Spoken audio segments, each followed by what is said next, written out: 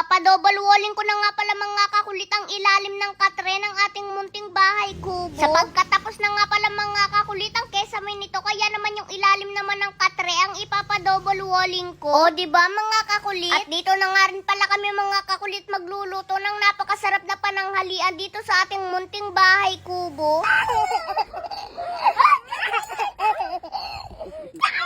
Kaya naman sa video nga na ito ngayon mga kakulit ay maagap nga ulit kami pumunta dito sa ating munting bahay kubo. Sapagkat ngayon nga palang araw na ito mga kakulit dahil tapos na nga ni Papang gawain ang kesame ng ating munting bahay kubo. Kaya naman ngayon nga araw na ito mga kakulit ay ang ipapagawa ko naman kay Papa ay ang dingding ng ilalim ng katre ng ating munting bahay kubo. Dahil may kesame na nga ito at naka-double walling na din ang dingding. Kaya naman ipapa-double walling ko na rin nga pala mga kakulit yung dingding ng ilalim ng katre para wala na nga mga kakulit makita dito na mga butas. At para mas lalo pa nga rin mga kakulit gumanda itong ating munting bahay kubo. O diba mga kakulit, kaya naman mapapasana all ka na lamang. Charot, hindi gayon.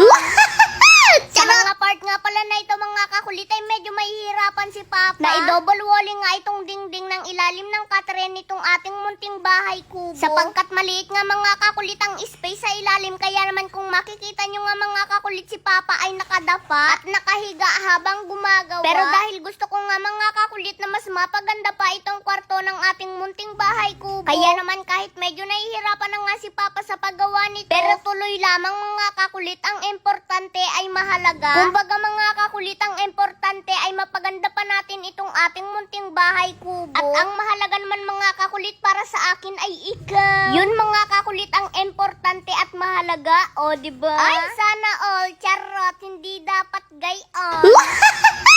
At dahil tanghali na nga mga kakulit sa mga oras na ito, kaya naman habang gumagawa nga si Papa ay nagluluto naman si Mama ng napakasarap na ulam para sa aming pananghalian. At nanguhan na rin nga pala ako mga kakulit ng dahon ng ampalayang ligaw para doon sa niluluto ni Mama na napakasarap na ulam. O diba mga kakulit, sa panglahok pa lamang sa mga niluluto natin na ulam ay meron na agad dito sa gilid ng ating munting bahay kubo. Dahil ang niluluto nga mga kakulit ni Mama ay ginisang munggo na may karne. Kaya naman napakasarap talaga nitong lahukan ng dahon ng ampalayang ligaw. Dahil bukod nga mga kakulit sa masustansya nga ang dahon ng ampalayang ligaw, ay gamot din ito mga kakulit sa lalaki na hindi marunong manligaw. At gamot din ito mga kakulit sa babae na hindi marunong magpaligaw. Yan mga kakulit ang benepisyo ng dahon ng ampalayang ligaw. Ay sana all, charot, hindi gayon.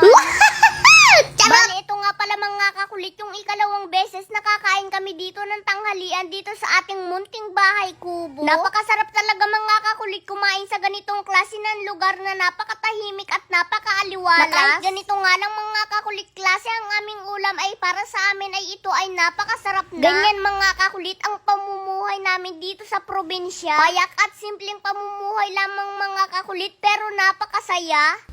Ay, tuloy ka na Ay, tuloy ka na Ay, tuloy ka na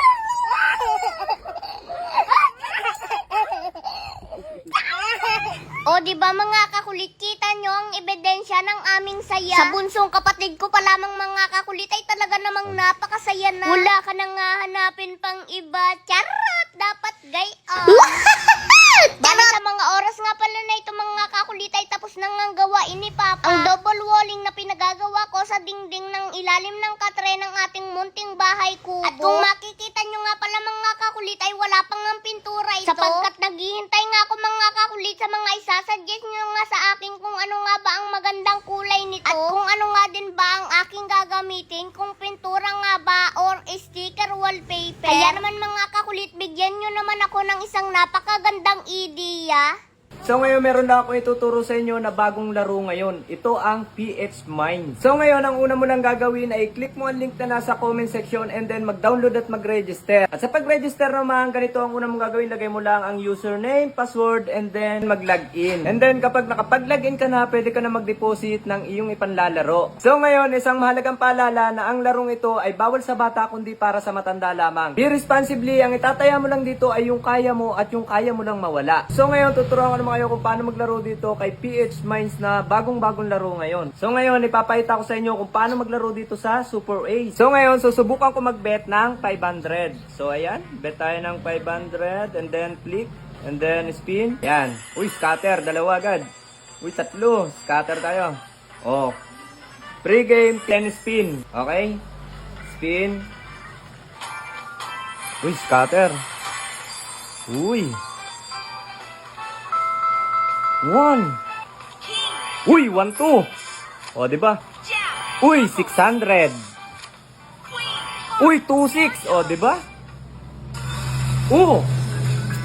Yung bet ko na 500, naging 4,450. O, di ba ganun lang kadaling maglaro dito sa bagong laro ngayon na PH Mine. Kaya ano pang hinihintay mo? Nasa comment section ng link, mag-download at mag-register ka na. Sa unang 10 tao na magre-register at magde-deposit ay mamimili ako ng bibigyan ko ng pa-bonus. Screenshot nyo lang at isend nyo sa comment section kasama ang GCash number nyo. O, di ba?